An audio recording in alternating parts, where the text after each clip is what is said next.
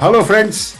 Welcome once again to this new episode of the Indian Military Anecdotes. This time we have a very accomplished infantryman who's come on our show. Let's welcome Colonel Jayant Pendse. Welcome, Jayant, to this show. Thank you. Thank you, Anil. So, Jayant has been a true infantryman who's been in operations all through his army career. So, he's a veteran of multiple operations, and he was awarded Sena Medal for his act of gallantry.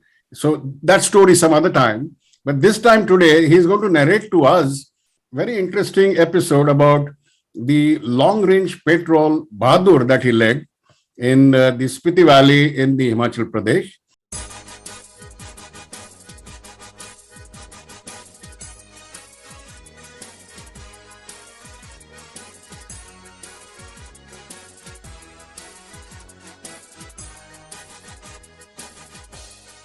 So the title of the story is Long Range Patrol Bahadur. And of course, there is something else significant about this LRP, and because of which we have also titled this episode as Raja 18. Now, we will hear that from him. So, yes, Jen, please go ahead. Thank you. Well, to begin with, let's acquaint the listeners a little bit with where I was. Right. I was posted at a place called Samdu, which is in the Spiti Tehsil, Lahaul Spiti district. You cross Shimla, you cross Rampur Bushahr, then you cross Karcham, which is a military station, otherwise Kalpa is a major hydropower project there on the Satluj River. Mm-hmm. Then going beyond, you come to a place called Pune, which is the headquarters, local headquarters there. And then further beyond is this place called Samdu, where my headquarters was stationed. I was posted to a specialized battalion. You see, all along the Himalayan area where specialized troops are required, we have specialized units like the Ladakh Scouts in Ladakh. Right. We have the Dogra Scouts in the Himachal area. Also, we have the Garhwal Scouts and the Kumaon Scouts. Right. So I was posted to the Dogra Scouts. This was the headquarters that time at Samdu.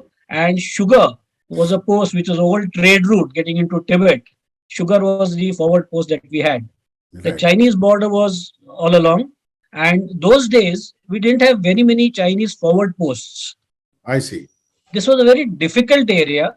While we were deployed at Sugar and around areas around that, as you went further up from there and crossed into J&K, crossed into the southeastern part of Ladakh district, that is Hanle, and ahead of that, those areas were much more rugged, difficult terrain. So neither sides had any permanent troops deployed there. I see. So it was a little bulge coming into the Indian territory, and we were to patrol going along from Spiti district where we were, that area. So I'll start the story. I was posted there, and just the next month, this patrol was scheduled. So as a fresh captain from the infantry school, I was designated by the CO to lead the patrol. Right. Being a specialized patrol, I had with me 4 more officers. Mm-hmm. I had a medical officer with 2 medical assistants. I see. I had an artillery officer to look at artillery targets and things like that. I An see. engineer officer to assess engineer requirements along the route. And I had a youngster from my own unit. So we were total 5 of us, with 1 junior commissioned officer and 25 other ranks. Oh, I see. Which included these 2 nursing assistants Hmm. and 2 specialized radio operators who came from the Corps of Signals. I see. So that was my team, 5, 1 and 25. I see. Now, the route that we were to do was roughly 110 odd kilometers on map. So you can comfortably add 10% because you have to go up and down so many ridges and get into the valleys and keep moving. Right. So we did about 125 kilometers. Right.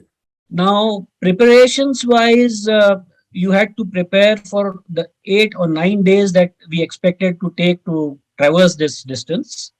We had a major pass to cross called Parangla, which was at 18,380 feet. And then we were leaving, that is the junction generally, where we leave Lahaul Spiti and enter into Jammu and Kashmir. I see. So we had that place, and then beyond that, we had to emerge at this place called Chumar, whereafter there was a small track available. Till then, there was no habitation, no military deployments, Right. and only foot tracks, what we I could do. see. I see. So the planning was in earnest. We decided how much we can carry. Remember, the average walking was at heights above 14,000 feet. Oh, I see. Okay. So we had to plan how much we could carry. We were acclimatized because we were already positioned in a high altitude picket. So we Right. were acclimatized. So we decided to carry roughly about 20 kg. You see, we are not sure whether the Chinese are there or not, whether they have intruded or not. Those days, intrusions weren't as bad as they started later. Hmm. So we had to be fully prepared for a battle. So, Correct. Absolutely. one first line ammunition, typically what we have in the army, one quota of ammunition which will last you for one battle, at least full battle. Right. So we had to carry that. We had to carry light machine guns. So a variety of things we had to carry, and we had to be self-contained for cooking and everything. Correct. So we Correct. planned on about 20 kgs per head, Hmm. and including us officers, everyone carried that load. Luckily, we had local mules, what they call khachar in those Achha. areas, Correct. small mules, unlike the army mules, Hmm. and they could carry roughly about 40 kgs. Correct. So we were given the funds to hire 10 mules. Hmm. So that we said, okay, about 400 kgs on the mules. Hmm. And so we made our loads. We started traveling from Samdu, my headquarters. Hmm. We moved by transport. Hmm. There's a famous monastery called Tabo, very close to Samdu. Crossed that, took the blessings. And then after that is the local tehsil area called Kaza. I So see. from Kaza, there's a road which takes off within about 14-15 kilometers, this village called Kibbar. Right. So till then we moved in transport. The mules had already reached there, and we kind of distributed the loads on the mules, checked everything, and we said, okay, let's go. Hmm. So here the first photograph you see, after we started going down, the first climb down from Kibbar village to cross the first rivulet is where this first photograph is there. There's a small bridge we are crossing. I You see. see some mules there, and I took the photograph from top. Most of my patrol is down there. I see. So that's how we started. Right. And the trudge began. It was difficult. Like I said, we started at 14,000, and average height we walked at was 14 only. I see. So first day we did about 10, 11 kilometers. We had our area where we had planned to go and stay. So we just went and spread on the ground, spent the night. And next morning we started. It was a bright sunny day next day, 19th of July. And there was a lot of snow as we approached the Parangla Pass, which I mentioned. We had to cross that pass, Parangla, Hmm. which was at 18,380 feet or so. Hmm. And there was a lot of snow as we started going up. Okay. Unfortunately, because of the bright sun and it had been sunny for a couple of days before that, the snow was very soft. Right. So the kachar started sinking. Almost the complete feet started getting into the snow. Oh.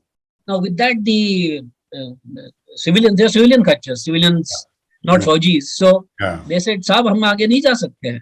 Acha. He says 2 साल पहले हमारे खच्चर मर गया था, हमको compensation नहीं मिला, तो we will not go ahead. Hmm. So it is a very tricky situation. Remember, 25 of us carrying our own 20 kgs, mostly ammunition and personal belongings. Yeah. And most of our rations and things were on the mules. On the mules. Correct. Now, once this guy refused that we will not go, what do you do? Leadership question. Do we turn back? Say, हम आगे नहीं जा सकते? Yeah. Not army ethos. We don't do that. Correct. So we took a call. We decided what all we should carry additionally from the mules. Hmm. So we all loaded up another 5-7 kgs each, Okay. mostly dal chawal, so some patilas, and that's about it. Hmm. And our atta and related things like parats, tawas, Hmm. all that we sent back. It was a tough call. We took whatever we could manage, and most of it we sent back. We decided to survive on dal chawal for the next 7 days while we were patrolling. Yeah. So that's how the second day, before day, in the second half of the day, we reached Parangla and crossed Parangla Pass and got to our designated, what we had decided, the point Right. where we took our night rest. Hmm. So this is how the task of the patrol was to all along this route, all along the border, to Hmm. check whether there has been any Chinese ingress, Right. permanent or temporary. So we're looking for telltale signs. Are there any wrappers or are there any things that give an indication that somebody has been there? Hmm. That's how the patrol was going on. So we used to do about roughly 12, 13 kilometers in a day, at times Hmm. 14, 15. So Right. that's how the patrol was progressing. Right. So on the seventh day, on 25th of July morning, we were lying in the riverbed. Hmm. Now remember, what we sent back, we also sent back our small tents with I the see. mule. We were sleeping in the open, Hmm. or like typical Fauji's, we have this rubber sheet, 3 feet by Correct. 6 feet, which Yeah. we call Yeah. ground sheet. We had that ground sheets. Hmm. So you see this in this picture, bivouac created with a couple of ground sheets, Hmm. and where all the 5 officers of us had crawled into this, and this is where we slept for the night. Yeah. So just to understand how things could be for people who Absolutely. are not used to this kind of. Absolutely. Yes. So, like I had mentioned earlier, we had two specialized radio operators, and we had a HB radio set, Hmm. which gave a coverage of a long distance. Long But then distance communication. Yeah. you would understand we had that big antenna which had to be continuously move left, right to see which best direction you get to Yes. fire and get your range. But then it was not secure communication. Hmm. So we had all ports tied up for every day's rest point or checkpoint. Hmm. And we used to just morning, evening give a report to our headquarters that Hmm. we have reached 0.5, 0.6, 0.7, whatever, and all Right. okay. That's Right. it. And we used Right. to switch off because the Chinese could also monitor what we were talking. Correct. And they were known to be monitoring. So 25th morning, the 7th day morning, we had just about got up. We were lying in the bivouac, and the radio operator, South Indians typically, Hmm. I could hear a crackle from the other side.